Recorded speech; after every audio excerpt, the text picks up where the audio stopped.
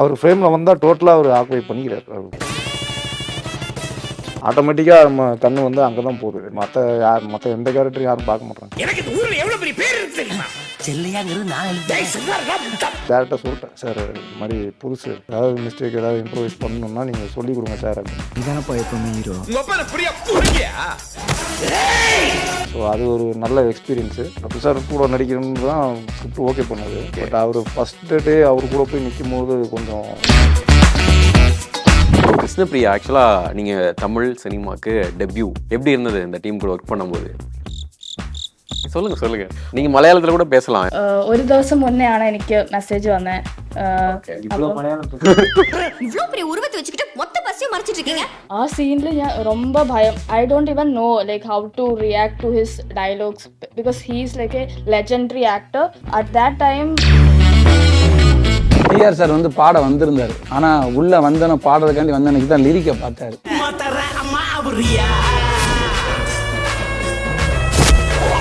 அதை பார்த்த உடனே பார்த்தேன், என்னப்பா இப்படி இருக்கு, உமா தர மாதிரியா, என் பேர் எதுவும் ஒன்றும் பிரச்சனை வராதுலாப்பா அப்படின்னாரு. இப்போ டிஆர் சார் பாடுறப்போ சில இம்ப்ரூவ்மெண்ட் அவர் பண்ணார். அது வைரம் சார் லிரிக்கில் எழுதினாரு. சார் எழுதின பிறகு பார்த்தா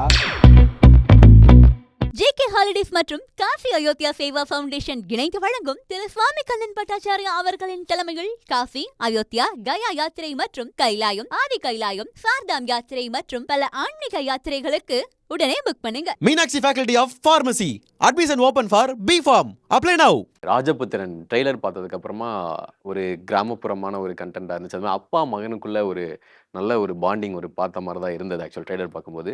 ஸோ டேரக்டர்னு ஸ்டார்ட் பண்ணேன். ஆக்சுவலாக இதில் காஸ்டிங் வந்து பார்க்கும்போது ரொம்ப புதுசாகவும் வந்துச்சு எங்களுக்கு வந்து பிரபு சார் அண்ட் வெற்றி ப்ரோ. ஸோ அவங்க 2 பேரையும் பார்க்கும்போது இந்த ஐடியா எங்கேருந்து ஸ்டார்ட் ஆச்சு? ஆக்சுவலாக பிரபு சார் இது ஒரு அப்பா பையன் கதையாக பண்ணலான்னு முடிவு பண்ணுறோமே. நிறைய ஆர்டிஸ்ட் பார்த்தோம். ஆனால் இதில் பிரபு சார் வந்து ஃபிக்ஸ் ஆகிட்டார் ஃபஸ்ட்டு. ஓகே, ரொம்ப கரெக்டாக இருக்கும் அந்த கேரக்டருக்கு. அதே மாதிரி என்னென்னா இது ஒரு அவர் இல்லாமல் இருக்கும்போது ஒரு கடைசி விவசாயி அந்த பேட்டர்னில் இருந்த ஒரு பேட்டர்ன் கதை. இதுக்கப்புறம் பையன் கேரக்டர் யார் பண்ணலான்னு யோசித்தோம். பண்ணும்போதில் நம்மளுக்கு ஒரு டிஃப்ரெண்ட்டான ஒரு ஆள் வேணும். என்னென்னா இது வரைக்கும் ஒருத்தர் பண்ணாதவர் வேணும். அவர் ஒரு 10 படம் வெற்றி ஒரு 10 படம் பண்ணியிருப்பார். ஒரு ஜிவி, 8 தோட்டாக்கள், இதெல்லாம் மேக்ஸிமம் நல்ல கதைகளே எடுத்து பண்ணிகிட்டு இருப்பார். சரி, ஓகே. இந்த இதில் பார்க்கும்போது இவருக்கு பயனாகும் போது இந்த ஜேனரில் பண்ணாத ஒரு ஆர்டிஸ்ட் வேணுங்கும் போதில் வெற்றியை செலக்ட் பண்ணோம். ஏன்னா இது ஒரு கிராமத்து படம். அவர் வந்து எப்போவுமே ஒரு சிட்டி பாயவே நடிச்சிருப்பார். ஆனால் அவர் யதார்த்தமான ஒரு ஃபேஸ் கட் உள்ளவர். ஆனால் சிட்டி பாயவே எல்லா படத்துலையுமே நடிச்சிருப்பார். இந்த கதைக்கு அவர் ரொம்ப கரெக்டாக இருக்குன்னு சொல்லிட்டு நாங்கள் ஃபோனில் தான் அவர் கதை சொன்னேன். ஃபோனில் கதை சொன்ன உடனே அடுத்த நாள் வந்து ஃப்ளைட் பிடிச்சி வந்துட்டார். ஆஃபீஸ் ஆஃபீஸில் வந்து உட்காந்து நான் பண்ணுறேன் அப்படின்னு சொல்லிட்டு சொன்னார்.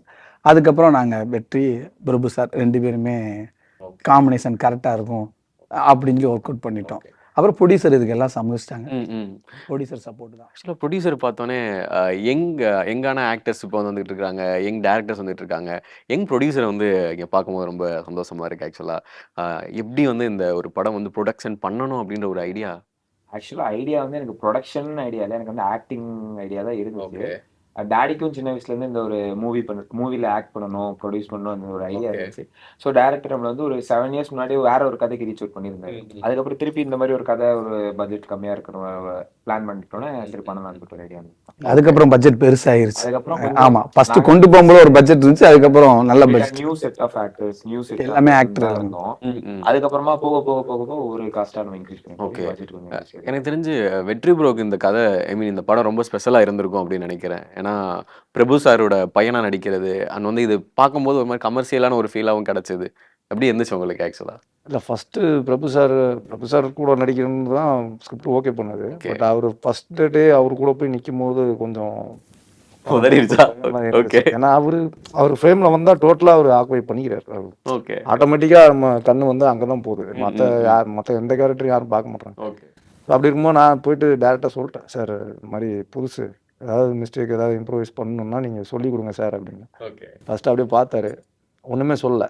அதுக்கப்புறம் ஷூட்டு போக அவர் லைனாக சொல்லி கொடுக்க ஆரம்பித்தார். நல்ல இப்போ வரைக்கும் பார்க்கும்போது ஏதாவது ஒரு சேஞ்சஸ், ஏதாவது ஒரு கரெக்ஷன் சொல்லிகிட்டே இருப்பார். ஓகே. ஆமாம். ஸோ அது ஒரு நல்ல எக்ஸ்பீரியன்ஸு.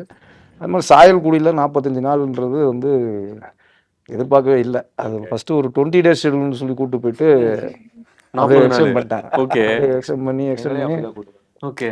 அதை அப்படியே ஒரு 40 நாள் கிட்ட ஆகிடுச்சு. சரியா மாதிரி ஷூட்டிங் 40 days 2 ஷெட்யூல போலான்னு பிளான் பண்ணோம். Okay, ஒரே அது- ஷெட்யூலா முடிக்கலாம். அந்த ஒரு பவர் வந்தனால ஒரே ஷெட்யூல்ல முடிச்சிருக்காங்க. ஆமா. எஸ், அதனால எல்லாம் ஒரு ஃபேமிலியா ஜாலியா இருந்தது. அதனால ஒன்றும் கஷ்டமா எதுவும் தெரியல. ஓகே எல்லாம் ஒரு ஃபேமிலியா ஒரு ஒரு ராஜபுத்திரம் மாதிரி பார்த்துக்கிட்டாங்க, அவ்வளோதான். ஓகே கடைசியில் அங்கே வச்சிட்டீங்க. ஸோ கிருஷ்ணபிரியா, ஆக்சுவலாக நீங்கள் தமிழ் சினிமாக்கு டெபியூ ரைட்? எப்படி இருந்தது இந்த டீம் கூட ஒர்க் பண்ணும்போது? ஓகே, How was the இதுக்கு experience? முன்னாடி நான் ஃபிலிம் பண்ணிட்டேன், 3 ஃபிலிம் இன் தெலுங்கு. இது வந்து என்னோட first film. So director message பண்ணிட்டு ஒரு கேரக்டர் வேணும்னு சொல்லி சொல்லுங்க. நீங்க மலையாளத்துல கூட பேசலாம், ஏன்னா தமிழ் பசங்களுக்கு மலையாளமும் ரொம்ப தெரியும். அப்படியா? இப்போ மலையாள படங்கள் நிறைய ஓடுது தமிழ். അപ്പോൾ ഒരു ദിവസം മുന്നെയാണ് എനിക്ക് മെസ്സേജ് വന്നത്. இவ்வளோ மலையாளம் ஒரு மாசம் இப்ப நான் சொல்லவா, ஒரு நாள் ஆச்சு, கொஞ்சம் பொறுமை. முன்னாடி பாத்தீங்களா? மெசேஜ் பண்ணி ഈ கேரக்டர் வேணும்னு சொல்லி எனக்கு கதை பிடிச்சாச்சு. அப்படிதான் மூவியில் வந்து first of all Prabhu sir இருந்ததா ரீசன் நான் ഈ மூவி சைன் பண்ணதுக்கு first reason. Okay. So and my character was so good and I had a good character arc in the movie, so that's the reason why I chose this movie. வெற்றி bro கூட நடிச்ச experience? Vetri ரொம்ப kindest person, Okay. very calm. We didn't talk that much in set. Okay.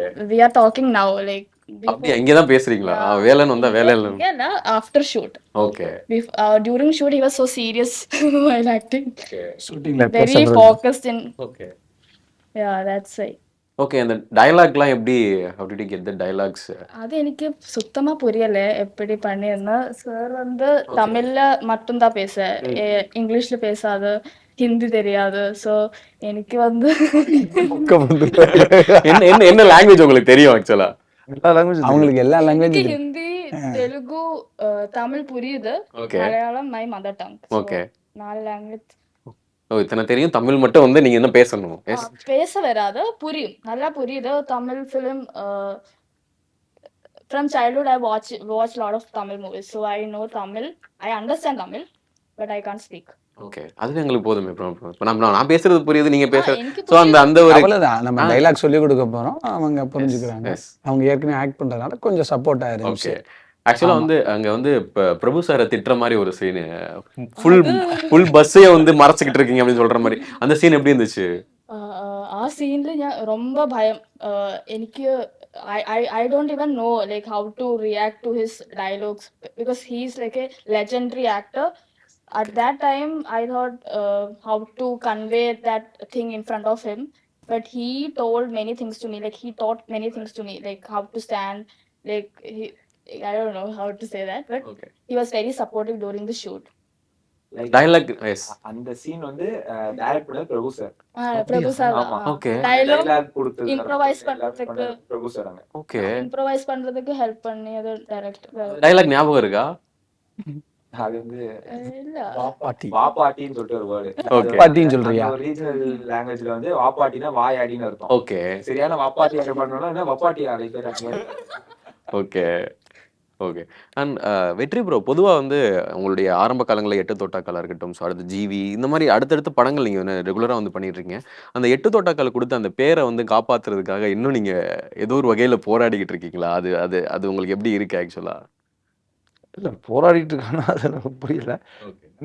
ஒரு படம் நல்ல படமாக பண்ணணும். எல்லா படமும் இப்போ பண்ணுற படம் வந்து இந்த படம் பெரிய படம், இந்த படம் சின்ன படம் அப்படி பண்ணுறது இல்லை இல்லை. அப்படி சொல்ல, நான் வந்து நீங்கள் வந்து அடுத்தடுத்து ஒரு சேஞ்சஸ் வந்து கொடுக்குறீங்க. ஏன்னா கதை ரீதியான படங்கள் பண்ணுறீங்க, அது சின்ன பட்ஜெட்டோ பெரிய பட்ஜெட்டோ ஏதோ ஒரு வகையில் வந்து அது வந்து பார்க்குற மக்களுக்கு வந்து ஒரு கைண்ட் ஆஃப் வந்து ஒரு சாட்டிஸ்ஃபேக்ஷன், ஒரு ஃபீல் வந்து கிடைக்குது. அதை பற்றி கேட்குறேன் நான் ஆக்சுவலாக. இல்லை அதுதான் ஒரு நடிகனா வந்து நம்ம எல்லா ஜானரையும் எக்ஸ்ப்ளோர் பண்ணுவோம். ஒரே ஜானரில் சரி த்ரில்லர் மட்டுமே பண்ணிட்டு இருக்கக்கூடாது அப்படின்றதால தான் சரி ஒரு நேட்டிவிட்டி சப்ஜெக்ட் எடுப்போம். ஒரு எமோஷனல் ஒரு பம்பர் மாதிரி ஒரு கதை, அப்புறம் ஒரு த்ரில்லர் ஜோதி மாதிரி ஒரு அது மாற்றி மாற்றி பண்ணால் தான் அது மக்களுக்கு. இல்லைன்னா ஒரு ஸ்டீரியோ டைப்பு ஒரே மாதிரி தான் இருப்போம் படங்கள் அப்படின்ற மாதிரி அந்த இதுக்கு வந்துடக்கூடாது அப்படின்னு தான் ராஜபுத்திரன் மாதிரி படங்கள்லாம் பண்ணுறது. அண்ட் மெயினாக ஒரு பாட்டு இருக்கு, அந்த பாட்டில் டிஆர் சார் வந்து பாடியிருக்கிறாரு. ஸோ அந்த பாட்டு எப்படி டிஆர் சார் இந்த ராஜபுத்திரனுக்குள்ள வந்தாரு? டிஆர் சார் வந்து நம்ம ப்ரொடியூசர், இவங்க அப்பா கோதர் ஷா, அவர் தான் இணை தயாரிப்பு பண்ணியிருக்காங்க. அவருக்கு ஃபரூக் சார்னு ஒருத்தர் இணை தயாரிப்பு பண்ணியிருக்காங்க. அவருக்கு வந்து 2 பேருக்குமே ஃப்ரெண்டு வந்து டிஆர் சார், அவங்களுக்கு ரொம்ப க்ளோஸான அவர். அவர் எங்களுக்காண்டி இந்த படத்துக்கு வந்து எந்த பேமெண்ட் வாங்கல, ஃப்ரீயாக பண்ணி கொடுத்துருக்காரு, நட்புக்காண்டி பண்ணி கொடுத்துருக்காரு ஓகே. டிஆர் சார் வந்து. டிஆர் சார் வந்து பாட வந்திருந்தார். வரும்போதுல ஏற்கனவே மீட் பண்ணியிருந்தோம்.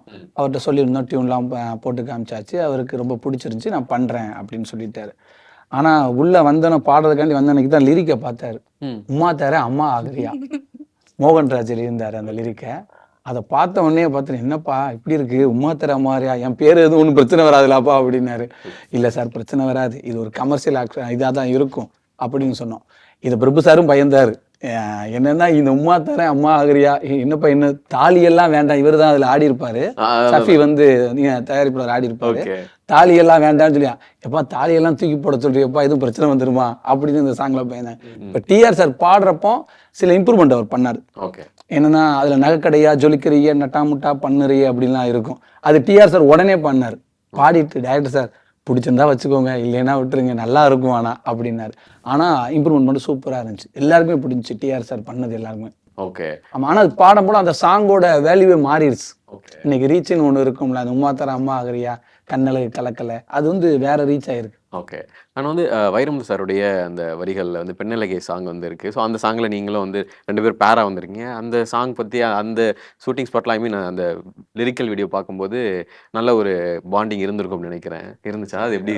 4 சாங்குமே வைரமுத்து சார் தான் இருந்தார். இந்த ஒரு சாங் மட்டும் தான் மோகன்ராஜா, மிச்சம் எல்லா 4 சாங்குமே வைரமுத்து சார் தான் இருந்தார். அதில் 2 லவ் சாங் இருந்தது. 2 லவ் சாங் வந்து தனி ஷெடியூல் போட்டு டைரக்டர் தான் கோரியோகிராஃப் பண்ணார். ஓகே. ஸோ அவர்கிட்ட கேளுங்க, அவர் தான் அந்த கெமிஸ்ட்ரி எல்லாம் அவர் தான் ஒர்க். இல்லை நீங்கள் தான் நடிச்சிருக்கீங்க, எனக்கு புரியல எனக்கு என்ன. அவர் கேமரா பின்னால் நடிச்சு காட்டுவார், நாங்கள் கேமரா முன்னாடி நடிப்போம். அப்படியா? ஆமாம் ஆமாம். ஆனால் 2 பேருக்கு கெமிஸ்ட்ரி இருந்துச்சு, அதனால வந்து ஒர்க் அவுட் ஆனிச்சு நல்லாவே. 2 பேருமே ஏன்னா சொல்றது புரிஞ்சுக்குவாங்க. 2 பேருமே நம்ம இப்போ கொரியோகிராஃப் சொல்றதுக்கு அசிஸ்டன்ட் இருப்பாங்க, அவங்க வந்து 2 பேருக்கும் சொல்லி காமிப்பாங்க 2 பேரும். ஆனால் நம்ம ஒரு ஆள் தான், நம்ம சொல்லும் போதுல அவங்க புரிஞ்சுக்கணும்ல, அவங்க ஒன்று பண்ணுவாங்க, நம்ம சொல்றத வச்சுக்கிட்டு ஒரு ஐடியாவா பண்ணுவாங்க, ரொம்ப நல்லா இருக்கும். அது ரொம்ப சப்போர்ட் பண்ணாங்க 2 பேரும். பயங்கர டேரக்டர் ரொம்ப கிளீனா இருந்தார். அவருக்கு என்ன வேணுமோ அவரே அதை நடிச்சு காமிக்கிறதா இருக்கட்டும், எல்லாமே பண்றதுனால அதுல டேரக்டர் அவரே அந்த ஃபீல் பண்ணிட்டாரு. அதே மாதிரி நல்லா பண்ண. அதே மாதிரி இந்த சாங் வந்து எப்படின்னா, பெண்ணழகன் யாரோ ஃபர்ஸ்ட் எடுத்தோம்னா அது இது வந்து கொரியோகிராஃப் பண்ணணுங்கிற ஐடியா கிடையாது முதல்ல. நம்ம வந்து ஃபர்ஸ்ட் மியூசிக் டைரக்டர் போட்ட உடனே இது ஒரு மாண்டே சாங் எடுத்துக்கலாம் தான் பிளான், அப்படிதான் பிளான் பண்ணது. இவங்க ஓடுறதுலாம் கொரியோகிராஃப் மூட்ல வந்துருச்சு. அது வைரமுத்து சார் லிரிக்கல் எழுதினாரு. சார் எழுதின பிறகு பார்த்தா 2 வரியுமே ஒவ்வொன்றுமே ஒரு வர்ணனை மாதிரி இருக்கும். அது 2க்குமே ஒவ்வொரு பிளேஸ்மெண்ட் தேவைப்படுற மாதிரி ஆயிடுச்சு எடுக்கும் போதுல. அது வேற ஒண்ணுமே செய்ய முடியல. மாண்டேஜா போறதை விட எடுத்துடலாம். அவங்க ரன் பண்ணிக்கிட்டே இருப்பாங்க, 2 பேருமே ஓடிக்கிட்டே இருப்பாங்க, இவர் ஓடிக்கிட்டே இருப்பாரு. அது 2 பேருமே சூப்பரா பண்ணியிருப்பாங்க. அதுல கிம்பிள் சாயின்னு ஒருத்தர் ஒர்க் பண்ணியிருக்காரு, அவர் பயங்கர சப்போர்ட். ஏன்னா கேமரா சைடு எங்க கேமராமேன் ஆலிவர் டேனி, அவர் பயங்கர சப்போர்ட். ஏன்னா நம்ம பண்ணும்போதுல கிம்பிள் சாய் எடுப்பார், இவர் ஆப்ரேட் பண்ணுவார். கேமராமேன் தான், கேமராமேன் வந்து ஃபுல் சப்போர்ட்டாக இருந்த ஆலிவர் டேனி, அவர் மூலம் எடுத்தாச்சு. நல்லா இருக்கு. ஸோ வெற்றி ப்ரோ, நீங்கள் வந்து அடுத்தடுத்து அந்த கதைகள் செலெக்ஷன் இருக்குல்ல, அதுக்கு நீங்கள் வந்து என்ன மாதிரியான ஹோம்ஒர்க்லாம் நீங்கள் பண்ணுறீங்க? இல்லை, அதை நான் சொல்லிடுவா. வெற்றி வந்து ரொம்ப ஈஸி. யார் ஃபோன் பண்ணாலும் ஈஸியாக அவைலபிளாக இருப்பார், உடனே ஃபோன் எடுத்துருவார். அதில் ப்ரொடியூசர் வச்சுருக்காங்க, ப்ரொடியூசர் இல்லை, கதை சொல்லணும்னு எந்த உதவி இயக்குனர் ஃபோன் பண்ணாலும் கதை கேட்டுருவார். அதுக்கு ஒரு டைம் ஃபிக்ஸ் பண்ணி கதை கேட்டுருவார். ரொம்ப ஈஸியான ஒரு அணுகக்கூடிய ஒரு நடிகர். நீங்கள் அதை சொல்லிட்டீங்க, அதை பற்றி? இல்லை, 4 பேர்லாம் கிடையாது, கதையை நான் தான் கேட்பேன். ஓகே. பட் நான் செலக்ட் பண்ணுறது என்னென்னா, ஒரு வாரமும் ரிலீஸ் ஆகிற எல்லா படமும் பார்ப்பேன், எது ஆடியன்ஸ் அக்செப்ட் பண்ணுறாங்க, எது கழிச்சு விட்டுறாங்க அப்படின்றது.